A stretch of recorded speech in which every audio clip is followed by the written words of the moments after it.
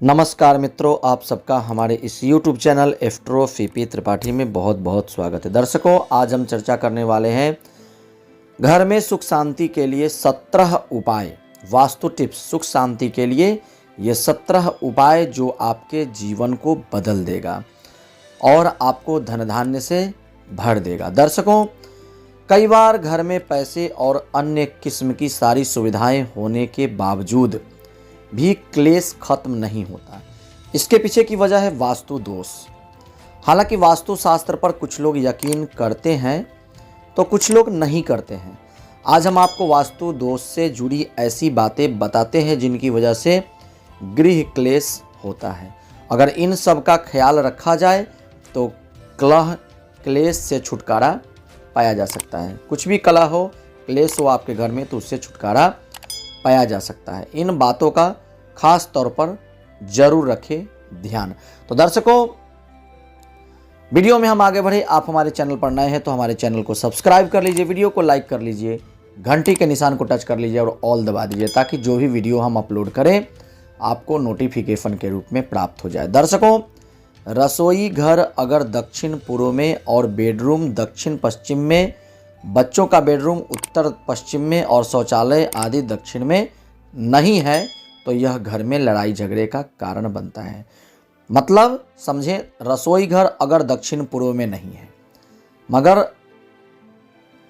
मतलब रसोई घर जो है अगर दक्षिण पूर्व मतलब अग्नि कोण में अगर नहीं है तो घर में क्लेश होगा और सुख शांति चला जाएगा। बेडरूम मतलब दक्षिण पश्चिम दिशा में अगर नहीं है तो घर में क्लेश होगा। मतलब मास्टर बेडरूम हमेशा दक्षिण पश्चिम में होना चाहिए। बच्चों का बेडरूम अगर उत्तर पश्चिम में नहीं है, मतलब वायव्य कोण में नहीं है या पूर्व उत्तर के कोने में नहीं है तो घर में कलह होगा। शौचालय अगर दक्षिण में नहीं है या पश्चिम में नहीं है तो यह भी लड़ाई झगड़े का कारण और क्लेश का कारण होगा। घर का दरवाजा और खिड़कियां पूर्व या उत्तर में हो, है ना, ये जरूर ध्यान दें। दरवाजे बंद करते या खोलते समय आवाज़ न हो। मतलब घर का दरवाज़ा और खिड़कियां जो हैं पूर्व में अगर न हो, अगर उत्तर में न हो तो हमेशा घर में क्लेश होता है।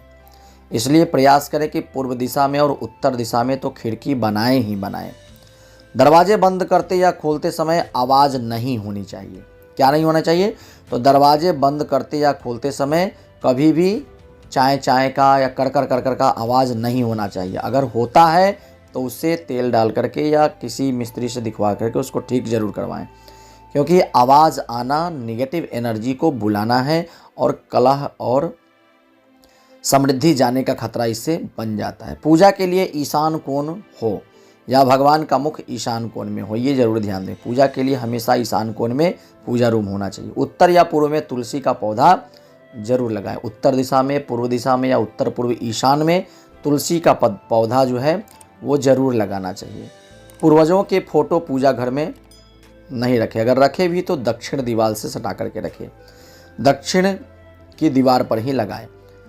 शाम को घर में संध्या दीप जलाएं और आरती जरूर करें। केवल ध्यान रखें कि शाम के समय में संध्या का दीप जलाएं और आरती जरूर करें। और हमेशा ध्यान दें, शाम के समय में सोना, भोजन करना, झगड़े ये सब नहीं करें। इष्ट देव का ध्यान और पूजन अवश्य करें। भोजन के बाद जूठे थाली लेकर अधिक देर तक न बैठे, न ही जूठे बर्तन देर तक सिंक में रखें। घर का प्रवेश द्वार पूर्व या उत्तर दिशा में होना सबसे शुभ माना जाता है।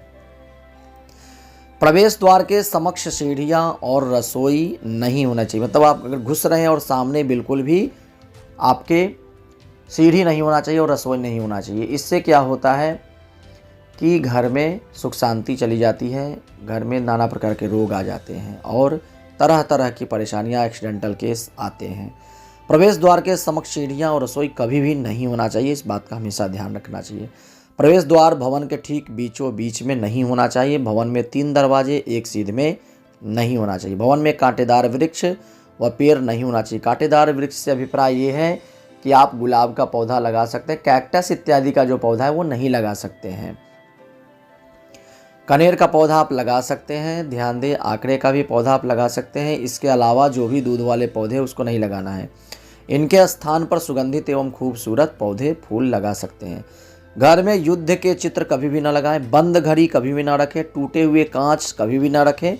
शयन कक्ष में पलंग के सामने दर्पण मतलब आईना या ड्रेसिंग टेबल नहीं होना चाहिए। मुख्य द्वार पर मांगलिक चिन्ह जैसे स्वस्तिक, ओम आदि अंकित करने के साथ साथ गणपति, लक्ष्मी या कुबेर की प्रतिमा स्थापित करनी चाहिए। मुख्य द्वार के सामने मंदिर नहीं होनी चाहिए। मुख्य द्वार की चौड़ाई हमेशा ऊंचाई की आधी होनी चाहिए। मुख्य द्वार के समक्ष वृक्ष, स्तंभ, कुआं तथा जल भंडारण नहीं होना चाहिए। ये द्वारवेद माना जाता है। द्वार के सामने कूड़ा करकट और गंदगी एकत्र नहीं होने दे, ये अशुभ और दरिद्रता का प्रतीक है। घर का प्लास्टर उखड़ा हुआ नहीं होना चाहिए, वह आंगन का हो या दीवारों का या रसोई का या कहीं का भी हो। प्लास्टर अगर उखड़े तो उसको तुरंत ठीक करवाना चाहिए। दरवाजे एवं खिड़कियां भी क्षतिग्रस्त नहीं होनी चाहिए। मुख्य द्वार का रंग काला नहीं होना चाहिए। ध्यान दें, मुख्य द्वार का रंग काला नहीं होना चाहिए। अन्य दरवाजों एवं खिड़कियों पर भी काले रंग के इस्तेमाल से बचना चाहिए। धन लाभ हेतु जेवर, chequebook, cashbook, ATM card, share आदि सामग्री अलमारी में इस प्रकार के रखें कि अलमारी प्रयुक्त होने पर उसका द्वार उत्तर दिशा में या पूर्व दिशा में खुलना चाहिए। अलमारी का पिछवाड़ा दक्षिण दिशा में या पश्चिम दिशा में होना चाहिए। अगर घर में गृह क्लेश है तो ऊपर ये जो भी इतनी बातें हम आपको बता रहे हैं, ये सब सारी बातें आप ज़रूर फरमाएं, गौर करें और इस पर ध्यान दे करके आप अपने जो भी गलत अगर दिशा में कुछ हो गया तो उसको ठीक कर लें। तो हमारा ये वीडियो आपको कैसा लगा आप हमें कमेंट करके ज़रूर बताएं। अपने दोस्तों के बीच में शेयर करना बिल्कुल भी ना भूलें। अधिक से अधिक शेयर करें और लाइक करें। धन्यवाद।